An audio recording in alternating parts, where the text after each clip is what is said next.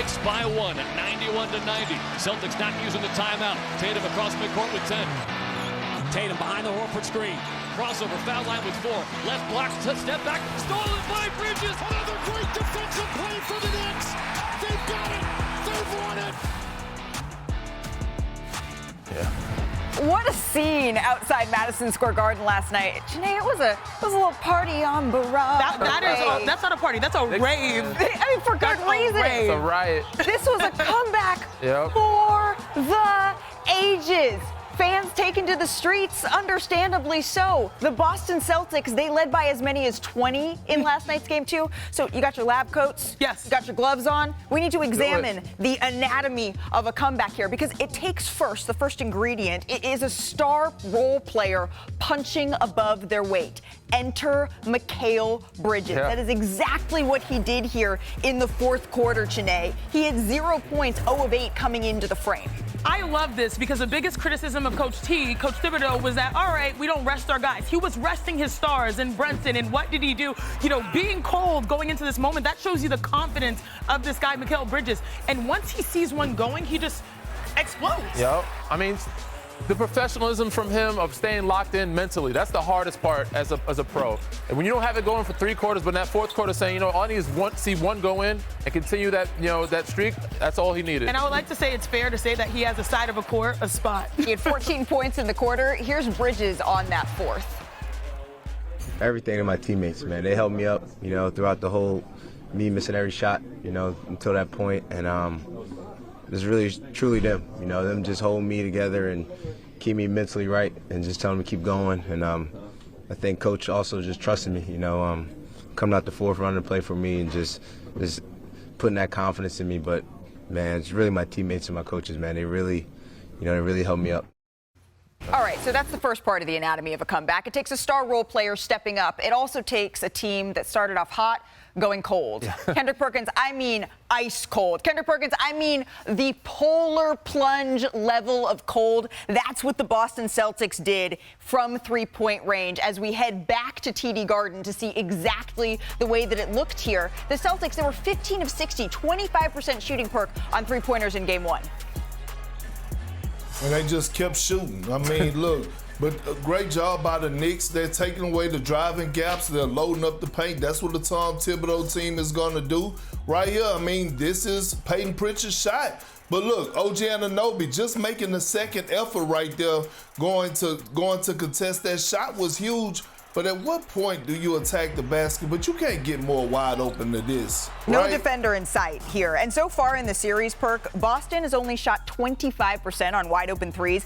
They were expected to make 41% of those, according to Genius IQ.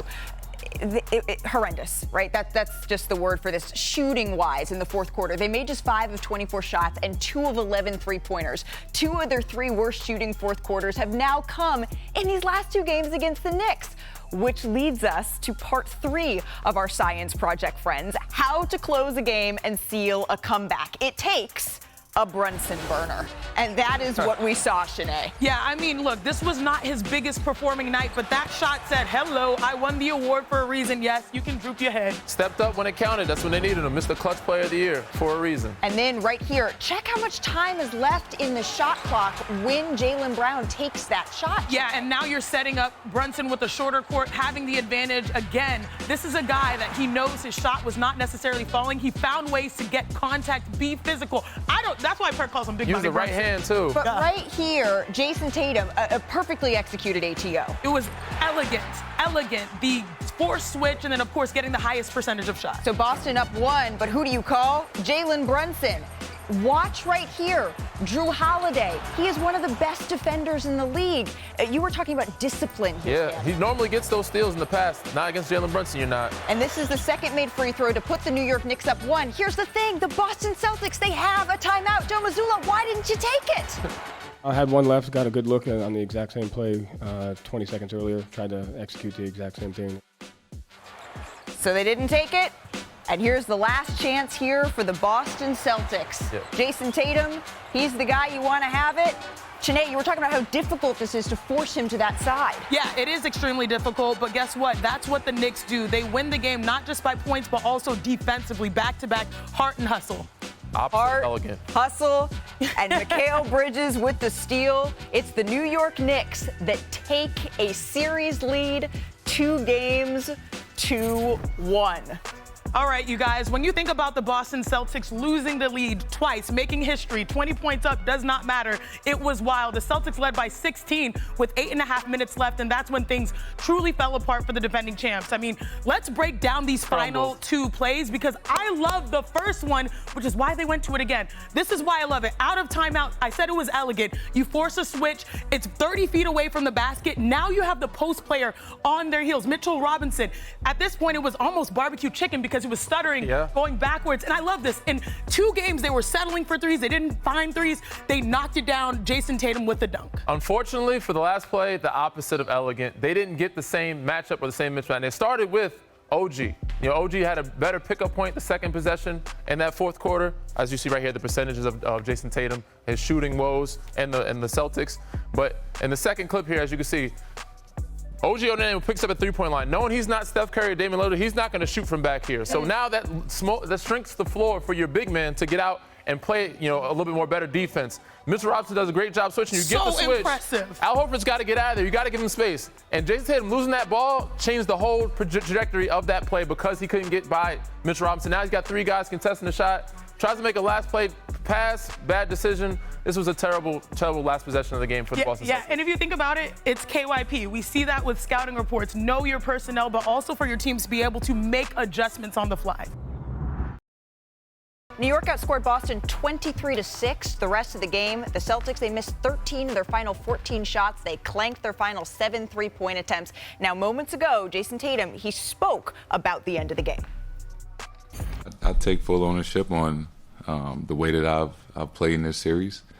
And, you know, can't sugarcoat anything. I need to be better. And, you know, I expect to be a lot better. All right, so he's taking responsibility, Perk, for the way that the end of the game went here. What do you think is the biggest problem right now facing the Boston Celtics, and can they overcome it?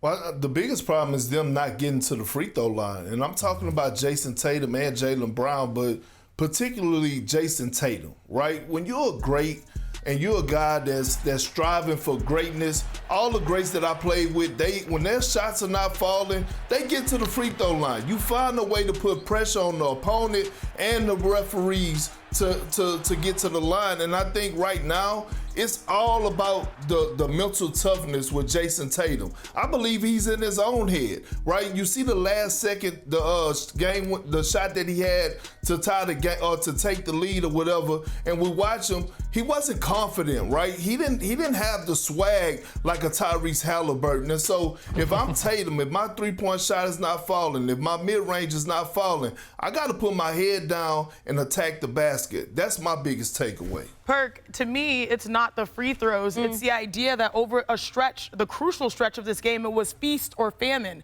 Right. They went 8 minutes, the final 8 minutes of the game, with only 1 field goal. When you're a championship team, you have to find different ways to win. Now, that includes free throws. That includes, you know, a lot of people say analytics. I tweeted it yesterday. We might be witnessing the end of extreme analytics where you keep shooting threes when you actually have guys that are excellent in the mid-range. If you think about the matchups, Jaylen Brown, Jason Tatum, you have Hart in front of you. You have Brunson in front of you. I'm not mad if you don't get to the rim. Just shoot over those guys. We watched many games where so many players, even Karl Anthony Towns, did you guys see the mismatches? He turned around and just shot over guys. Yeah. I think that, to me, was the issue. They couldn't find a way to put the ball in the basket multiple times down the stretch. I'm with Perk here, too. Jason, I think, had 2 free throws for the game. But end of the day, there's not just Jason and Jaylen that has to score, but they can create a basket. These guys are too good and too deep of a team to not have a field goal within 7 or 8 minutes. You can't go that long of a stretch. Find your way to get to the free throw line. But down the stretch, I also saw a lot of hero ball. Right. Not just on offense, but defense. You know, Drew Holiday, very disciplined defender. You don't usually gamble for that type of steal. But on offense, I saw too many fadeaway jumpers from the turnaround from Jason Tatum, from Jaylen Brown.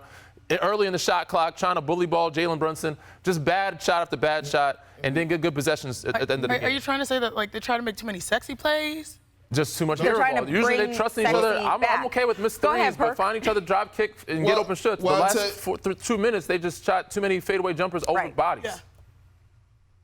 Well, you got to credit the New York Knicks, too. And by the way, that searching out big-body Brunson at the end, in these 4 quarters, that hasn't been working. Yeah. Like, he's been defending his behind off, so they might want to go to something else. I would love to see what a 2-man game look like with Jaylen Brown and Jason Tatum. Can we see that one time? I wonder if you could use Jason Tatum as a screener and roll into the basket. Like, can we see some of that action at times? I'm just asking. Here's another thing. Chiney, Danny, especially you, Chiney. Me and Danny were role players, okay? But Chiney, as the go-to guy, right, go-to girl on the squad, and at any time when you felt like breaking the play, the offensive set, you did it. Yes. Was the coach going to take you out? No. No. So my thing is that I understand the system is shoot a whole bunch of threes, but JT, JB, Joe Mazzulla is not going to bitch you if you decide to do something else, or you see something else, or you want to attack the lane. I think what makes this a little bit, if you want to look glass half full, but it's also a little bit concerning here for the Boston Celtics. They've led all but 12 minutes of these last 2 games. So that is one way where you're saying, okay, they were an incredible road team during the regular season, 33-8 on the road, the best record in the NBA this year. You can find some sort of solace in that, but they've been leading the whole way and just haven't executed down the stretch. They gave the wrong, and I said this yesterday, not team, but city life. Yeah. Like, this is the biggest game to hit New York, apart from, like, the WNBA Finals, okay? Yeah. In a very, very long time. And now the New York Knicks, they're feeling themselves. They're feeling pretty good. Maybe no one more so than Josh Hart and Jalen Brunson at the podium. It's all about just focusing, having a clear mind, and just trying to win the game. That's just my mindset. I thought you were tweeting, so I kept refreshing. Oh, no, I was trying to order some Uber Eats. You guys both talked before this. You guys have been part of a national championship. Don't do it. Don't do it. No, sorry. No, I'm saying him. I got one. He's been part of one. I got one. That's I've all been that part matters. of 2. I got one. I got one. No one's worried about the fire line. Extremely relatable. I just need to know, what was the order? What were you, like, what's your post? I just want some of the Mike and I.